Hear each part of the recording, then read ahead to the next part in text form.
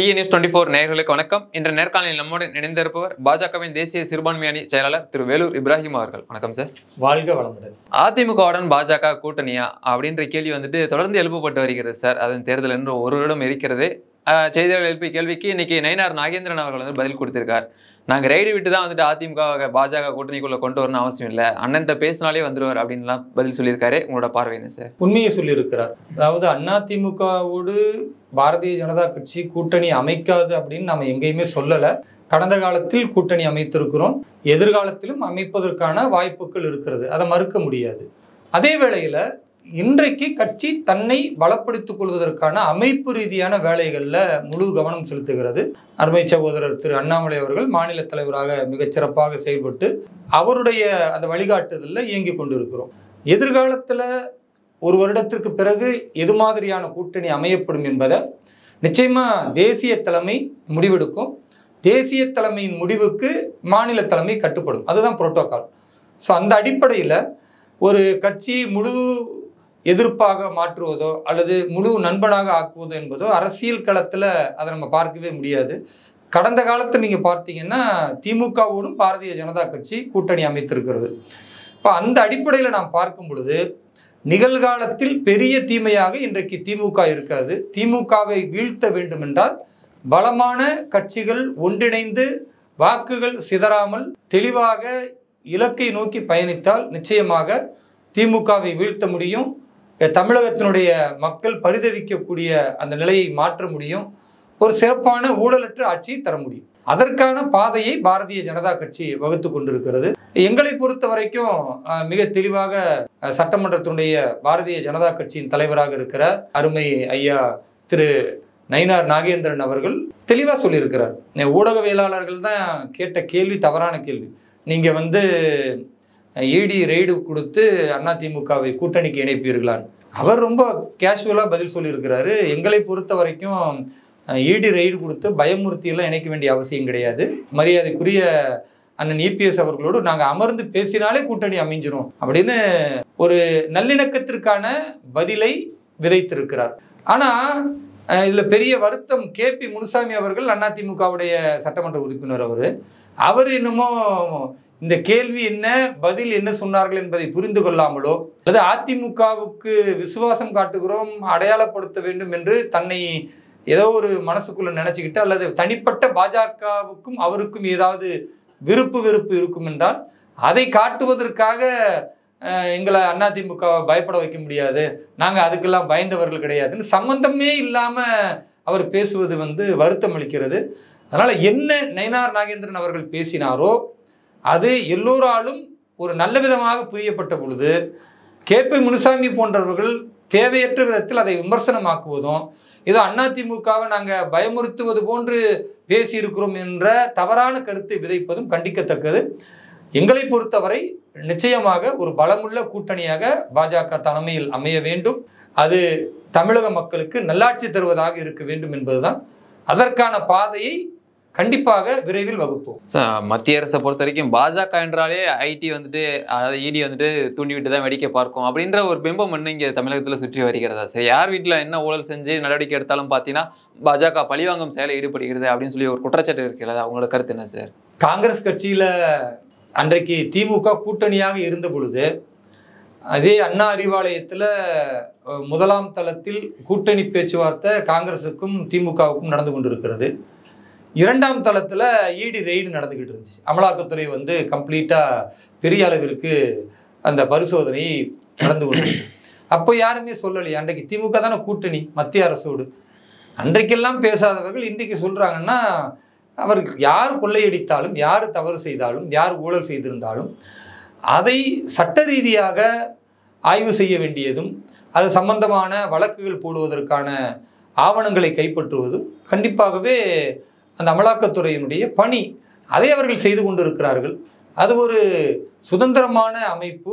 அந்த அமைப்பை தொடர்ந்து கொச்சைப்படுத்துவதன் மூலம் இவர்கள் ஊழலற்ற ஒரு ஆட்சியை அரசை அமைக்க வேண்டும் என்று நினைக்கிற மத்திய அரசை எப்படியாவது தடம் மாற்ற முயற்சி செய்கிறார்கள். அது நிச்சயமாக நடக்காது. எங்களை பொறுத்த வரைக்கும் யார் தவறு செய்திருந்தாலும் அது பாரதிய ஜனதா கட்சியின் நிர்வாகிகளோ அல்லது பாஜகவுடைய நிர்வாகத்திற்கு சொந்தக்காரர்களாக இருந்தாலும் கூட அவர்கள் மீதும் அமலாக்கத்துறை நிச்சயமாக பரிசோதனையை மேற்கொள்ளும் என்பதை கடந்த காலத்தில் நிதர்சனமாக நம்ம பார்த்துருக்கிறோம். அதனால் எதிர்க்கட்சிகளுடைய புலம்பலை ஒதுக்கி தள்ளிவிட்டு ஊழல் செய்தவர்கள் கண்டிப்பாக தண்டனையை அனுபவிப்பார்கள்.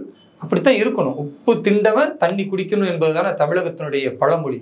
அப்போ அது நிதர்சனமான நீதிமொழி என்பதனால அதை நோக்கி பயணிக்கணும். சரியான பாதை தான் அமலாக்கத்துறை இன்றைக்கு போகிற பாதை. அது தவறு செய்தவங்க தான் பயப்படணுமே தவிர மற்றவர்கள் பயப்பட வேண்டிய அவசியம் இல்லை.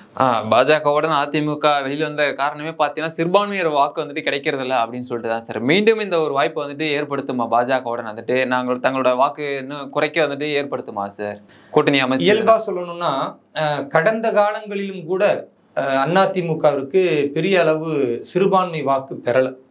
ஏனென்றால் திமுகவுக்கு வாக்களிப்பது இஸ்லாமியர்களுடைய 6வது கடமை என்றது போன்ற ஒரு பெரிய மனநிலையை தொடர்ந்து திமுக உருவாக்கி இருக்கிறது.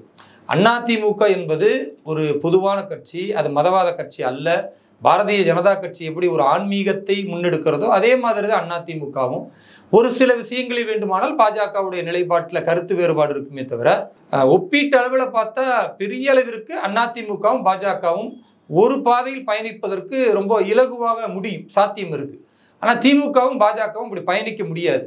ஆன்மீக ரீதியாகவும் சரி அல்லது அடிப்படை ஊழல் மற்ற பல விஷயங்களை உரசி பார்க்கும் பொழுது பாஜகவும் திமுகவும் இணையவே முடியாது என்ற இரு துருவங்களாக மாறி போயிருக்கிறது. இப்போ இந்த சூழல்ல மைனாரிட்டி ஓட் பேங்கை நாங்கள் எப்படியாச்சும் இழுத்துருவோம் அப்படின்னு நினச்சி ஒரு தப்பான கணக்கு போட்டு தீவிரவாத அமைப்புகளோடு நேரடியாக தொடர்புல இருந்த தடை செய்யப்பட்ட பாப்புலர் ஃப்ரண்ட் ஆஃப் இந்தியா என்கிற அந்த பயங்கரவாத அமைப்போடு இன்றைக்கும் கூட பகிரங்கமாக இணைத்து பேசப்பட்டால் அதை பெருமையாக கருதுகிற எஸ்டிபிஐ போன்ற கட்சியை கூட்டணிக்கு வைத்து இஸ்லாமியர்கள் வாக்கு கிடைச்சிரும், கிறிஸ்தவர்கள் வாக்கு கிடைச்சிரும், கிறிஸ்துவ சில ஃபாதர்ஸை நம்ம கொண்டு வந்து நிறுத்தினால் என்று போட்ட கணக்கு முற்றிலுமாக தவறாய் போய்விட்டது என்பது ஐயா இபிஎஸ் அவர்களுக்கு நல்லாவே தெரியும். அதே வேளையில் மைனாரிட்டியை வெறுக்க வேண்டும் என்று யாருமே சொல்லலை.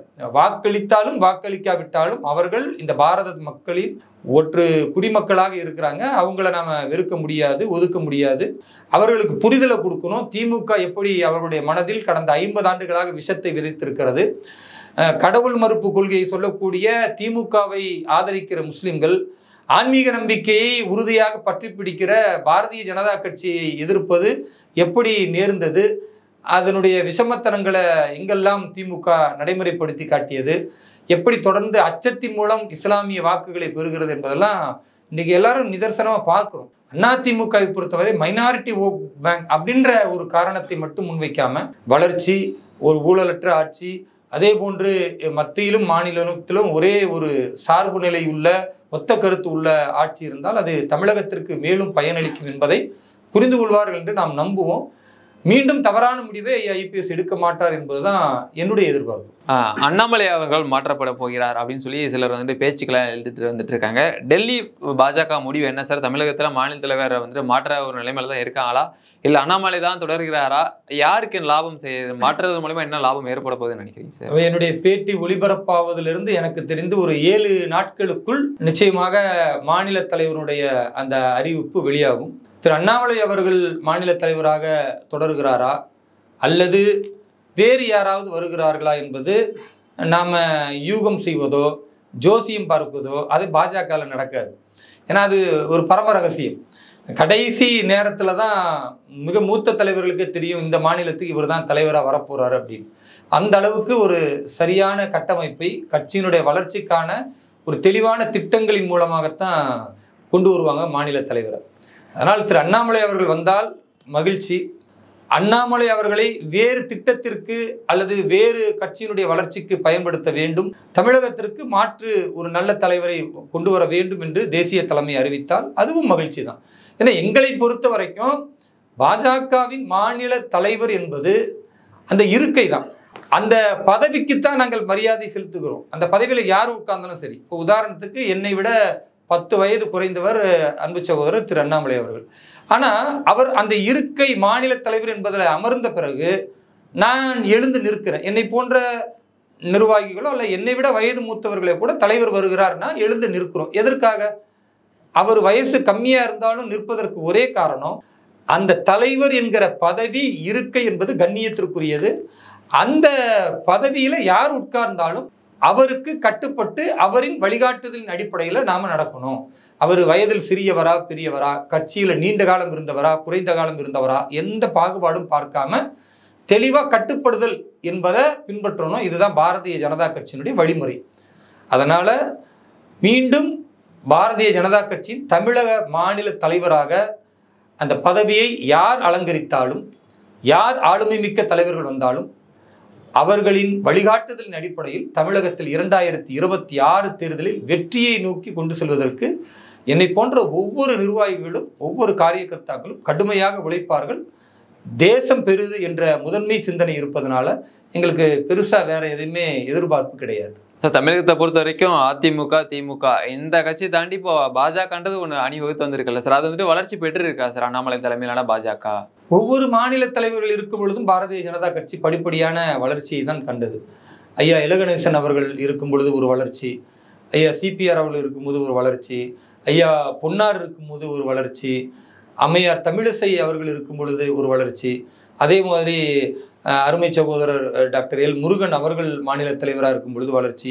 ஒவ்வொருவரும் தங்களால் இயன்ற ஒரு கடும் முயற்சிகளில் கட்சியை வளர்த்து கொண்டே தான் சென்றார்கள். அதில் ஒரு பெரும் பங்கை திரு அண்ணாமலை அவர்களும் நிகழ்த்தி இருக்கிறார். அவர் இருந்த பொழுது இருக்கிற வளர்ச்சி என்பது ஒரு அசாதாரண வளர்ச்சியை நோக்கி போனது என்பதில் மாற்று கருத்து கிடையாது. இனி வரக்கூடிய தலைவர்களும் அதே போன்று ஒரு மிகுந்த வளர்ச்சியை நோக்கி கொண்டு போவார்கள் என்று நான் எதிர்பார்க்கிறேன். அதனால எங்கள் நோக்கம் என்பது கட்சியை பலப்படுத்துவது, நல்லாட்சி தருவது. தலைமை பதவிக்கு யார் வந்தாலும் கட்டுப்பட்டு பணி செய்வோம். அந்த மதுரையில் டங்ஸ்டன் விவகாரம் பார்த்தீங்கன்னா பெரிய அளவில் ஒரு பூதாகரமாக வெடிச்சிது சார். இன்னைக்கு மத்திய அரசு வெளியிட்டிருக்காங்க அது ரத்து செய்யப்பட்டுச்சு அப்படின்னு சொல்லிட்டு. இந்த அறிவிப்பு முன்னெடுக்க காரணம் பார்த்தீங்கன்னா அண்ணாமலை அவர்கள் தான் சார். மாநில அரசு தான் இடம் கொடுத்தாங்க அப்படின்னு சொல்லி தெளிவாக வெளியில் புரிய வச்சிருந்தாரு. இது பாஜகவுடைய வெற்றின்னே சொல்லலாம். உங்களுடைய பார்வை என்ன சார்? நிச்சயமாக பாரதிய ஜனதா கட்சியை பொறுத்த வரைக்கும் தமிழகத்தில் கொண்டு வந்த பல மத்திய அரசின் திட்டங்களை ஆரம்பத்தில் ஆதரித்து வரவேற்ற திமுக திடீரென்று மக்கள் எதிர்க்கிறார்கள்னு இரட்டை வேடம் போட்டு மத்திய அரசுக்கு நாங்கள் எதிர்ப்பை பதிய வைக்கிறோம், அங்கே அப்படி கொண்டு வந்தால் இந்த ஸ்டாலின் முதல்வராகவே இருக்க மாட்டேன், இந்த டைலாக்லாம் அவர் எப்போ பேசியிருக்கணும்?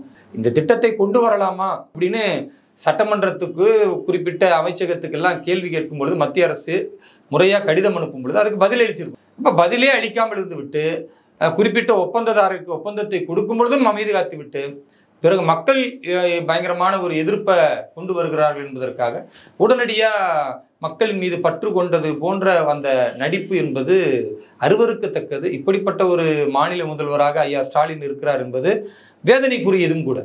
பாரதிய ஜனதா கட்சி என்ன பார்க்குறோம், மக்கள் தான் எஜமானர்கள். அப்போ மக்கள் பெரிய அளவிற்கு எதிர்ப்பு தெரிவிக்கிறாங்க, அது பாதிப்பை உண்டாக்கும் என்று கருதுகிறார்கள். திமுக ஆரம்பத்திலே தடுத்திருக்க வேண்டியது அவர்கள் தடுக்கலை, பல்வேறு ஆதாயங்களுக்காக எதிர்பார்த்திருந்தார்கள். பிறகு மக்கள் பிரச்சனையாக அதை மாறினதுமே வேடம் போடுறாங்க. நாம் அப்படி வேடம் போட தேவையில்லை. மக்களை போய் மாநில தலைவர் திரு அண்ணாமலை சந்தித்தார். பாரதிய ஜனதா கட்சி உங்களோடு நிற்கும், கண்டிப்பாக மத்திய அரசிடத்தில் இதை நாங்கள் பேசுவோம், நீங்கள் பயப்பட தேவையில்லை, எங்களால் முடிந்தவரை இதை நிறுத்துவதற்கான வேலையை செய்வோம் வாக்குறுதி கொடுத்தாரு. சொன்ன மாதிரி அந்த போராட்ட குழுவை அரிட்டாப்பட்டியிலிருந்து மற்ற அந்த ஏனைய கிராமங்களில் உள்ள முக்கிய தலைவர்களை நிர்வாகிகளை நேரடியாக டெல்லிக்கு அழைத்து சென்று மத்திய அமைச்சரோடு நேரடியாக சந்தித்து பேச்சுவார்த்தை நடத்தி இன்றைக்கு அவர்கள் எதிர்பார்த்த நல்ல பதில் கிடைத்திருக்கிறது. பாரதிய ஜனதா கட்சி மக்களோடு நிற்கிறது. திமுகவை போன்று வேடம் போடவில்லை, சொன்னதை செய்திருக்கிறோம் என்பது பெரிய மகிழ்ச்சி எங்களுக்கு.